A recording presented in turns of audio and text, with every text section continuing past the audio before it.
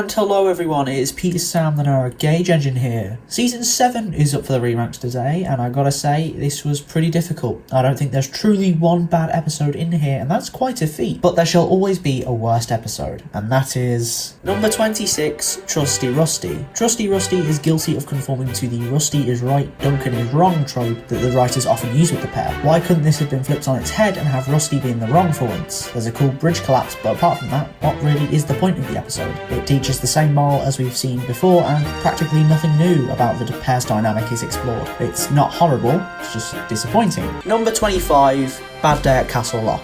Again, disappointing but not horrible. This episode is wasted potential. What I'm referring to is the scene where Harvey comes to help the twins, but they think it's the Loch Ness Monster. The suspense was great, but they drop it way too quickly. For the best part of the episode, this is way too short-lived. There's also some annoying arguing and irritating scenes in general, which leave it down here. I find this one very overrated. Number 24, Not So Hasty Puddings. The beautiful winter scenery and the way it's used to the episode's advantage is clever. However, not much else is that good. Thomas and Elizabeth's dynamic is less unique than before, and is just a weird thing to be wrapping up near the end of the season. Thomas and Elizabeth was never really that important of a dynamic compared to Thomas and Percy or Thomas and Gordon. The crash is only okay, despite that amazing shot of Elizabeth sliding on the icy road. All in all, I don't think there's that much to say to an only average episode. By the way, I never noticed that in between shots, Thomas's train changes from coaches to trucks because of the reused shots from season 6. Such a big oopsie. Number 23, Peace and Quiet. Murdoch looks cool. That's about it. His whole gimmick of preferring peace and quiet is so whatever. I think if they focused more on pairing him up with characters like Salty, it would strengthen the story a lot more. A story like Emily's Rubbish, where Murdoch tries to escape Salty but can't, would have been much more genius. For once, the hit era did something right. Shocking. I know. Number 22, Bill, Ben and Fergus. This episode is kind of annoying.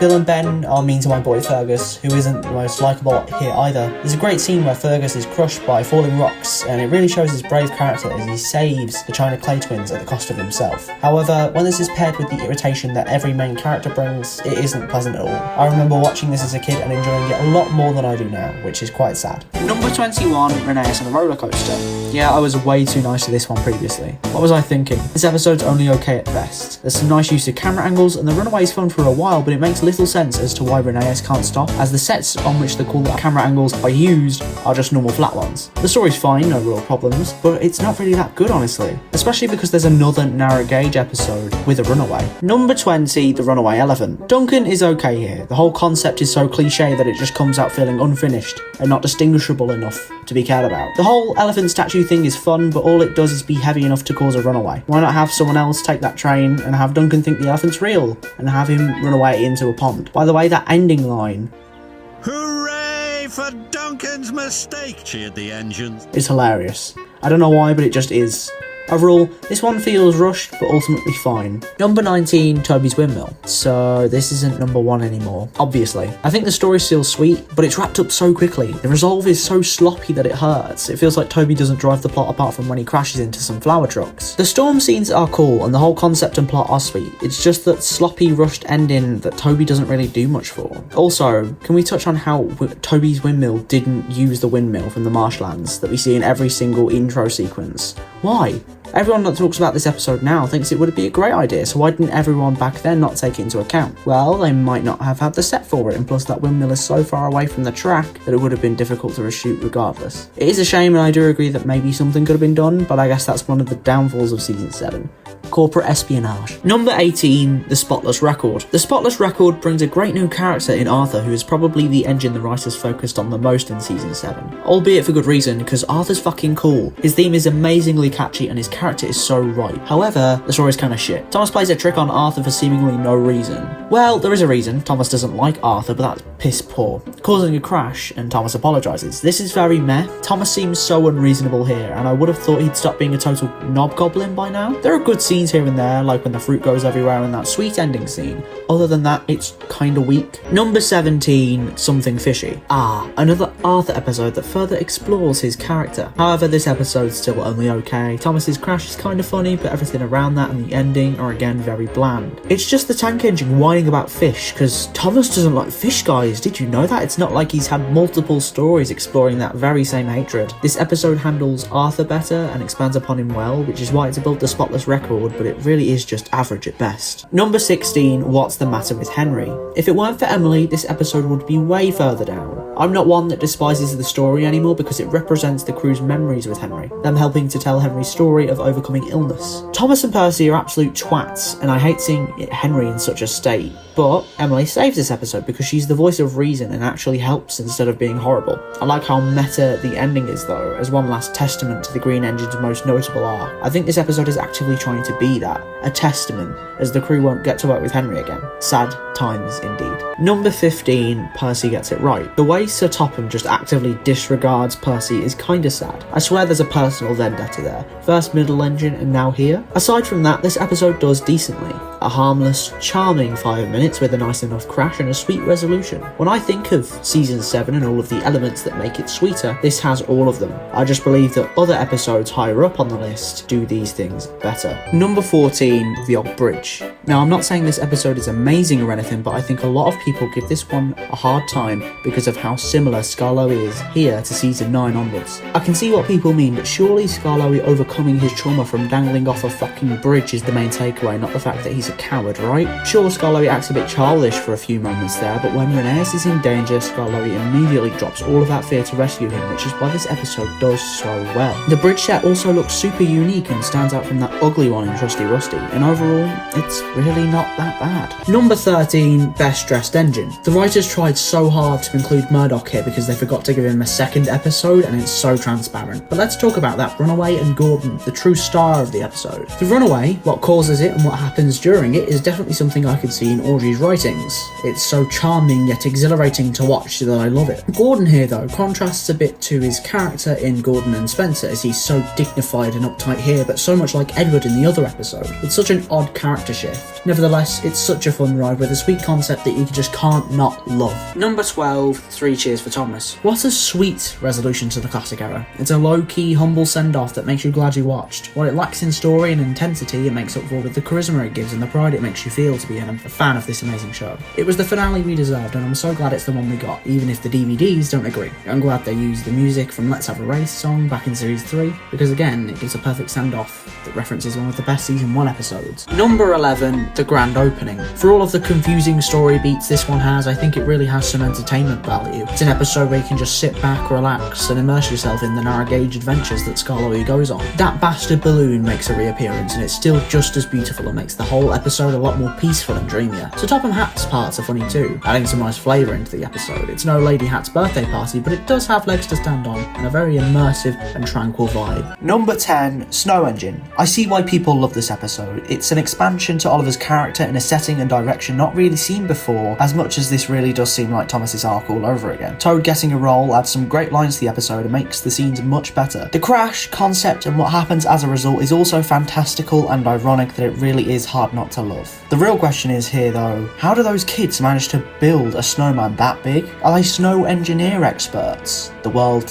may never know. Number 9, Harold and the Flying Horse. This episode has been bashed for being nonsensical, but then again, when has the show ever made sense? We just came from an episode where children made a skyscraper of a snowman, and the third ever episode has an engine being bricked up despite that realistically causing so much traffic. So stop slandering Harold's one good episode, please. We have some funny Percy lines and a plot and concept that's so wild and different that I enjoy it all the more. Also, Harold is surprisingly bearable here, somehow, so that too is a plus. Number 8, Edward's Brass Band. Just because Edward is sad does not make him out of character. Why did I ever think that was reason enough to put this low down? Nevertheless, this episode has creative liberties with a fun crash and a concept that leads to what we all love to see. Edward triumphing against the odds. It's not as powerful as in Edward's exploit, but it's still present and noteworthy. But he also has a part to play here, and it's just nice to see him in a role that doesn't have to do with racing. Number 7, Emily's New Coaches. Emily's New Coaches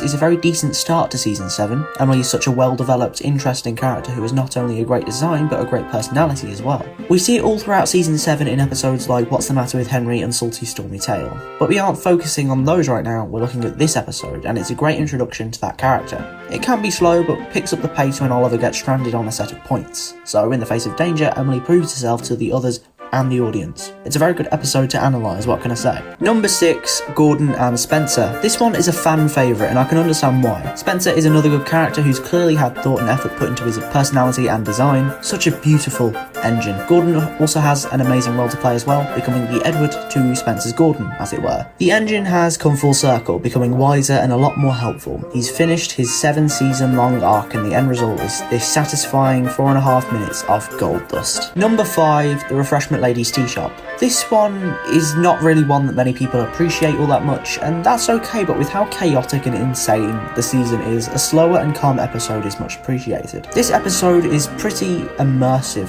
for how simple it is, and it's nice to see a very different solution to Peter Sam's problem. It's very similar to Thomas Percy and Old Slow Coach in this regard, but is a lot more chill. It doesn't try to be very intense and become forgettable, a lot like Thomas Percy and Old Slow Coach. Even that Storm segment isn't all that focal and is brushed over quite quickly. By the way, the narration by Angelus is beautiful, and the Cockney accent he gives to the Refreshment Lady is hilarious. The Refreshment Lady's Tea Shop is unique, sweet, and is very representative of our mascot. Number 4, James and the Queen of Sodor. I thought this one was amazing before, and I still do. James trying to stay clean, succeeding, and then subverting your expectations at the last minute is hilarious. It's a great way to stand out, and what James has to go through is just as unique. Pulling a giant grimy barge around, the crash and build up is pretty well done, and the way this whole episode works is just magic and very impressive. So impressive that it made the number 4 spot, once again cementing its spot as one of the best season 7 episodes in my opinion. Number 3, Bulgy rides again. What a great reintroduction to a villain. A redemption arc plotline is just genius and is a shining star for the season.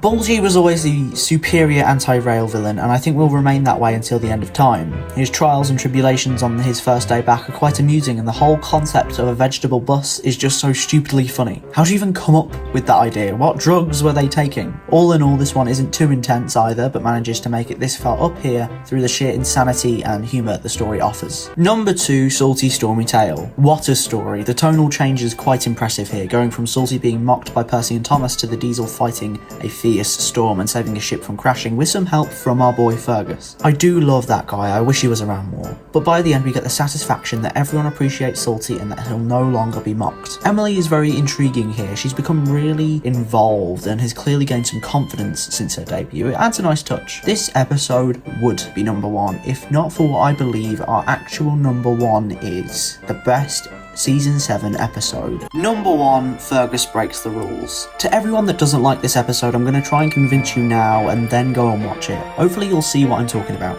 I see Fergus as that know-it-all teacher's pet that's still gullible, but only when he connects the dots first and overthinks it beforehand. So when Fergus sees Diesel working at the cement works, he gets suspicious about his placement there, especially because Fergus has been the only engine to work from there for at least a long while. By the way, Diesel is so in his Season 2 character here, being sneaky and snide. I love it. So when Fergus is told by Diesel that he's being kicked out, A, he doesn't want to disobey, and B, he already thought that in the first place. So Fergus leaves and drives the story to its climax, the smelters with Ari and Bert, who again are in character. Fergus runs off scared to this beautifully designed abandoned mine, so Thomas swoops in and saves the day. This gives us another really heartwarming ending and finishes off the episode with the assurance that nobody will be stealing Fergus's position anytime soon. What a great fucking story. So people who hate this episode, go and watch it and come back. Do you see what I mean? Let me know if I've converted you in the comments. So, Season 7 is definitely one of the greats. It especially helps that it wasn't fucked up for us in the UK like it was for you poor bastard Americans. Happy Independence Day, by the way. So let me know your rankings for this season, especially because with this season, it's really that good that you could really just put any episode anywhere and get away with it. I did. Now, there won't be a classic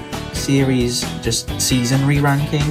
There'll just be a giant one at the end of the year. So next month, we're just going straight on to Season 8. I can't wait. Obvious sarcasm is obvious. So I'll see you then. Bye-bye.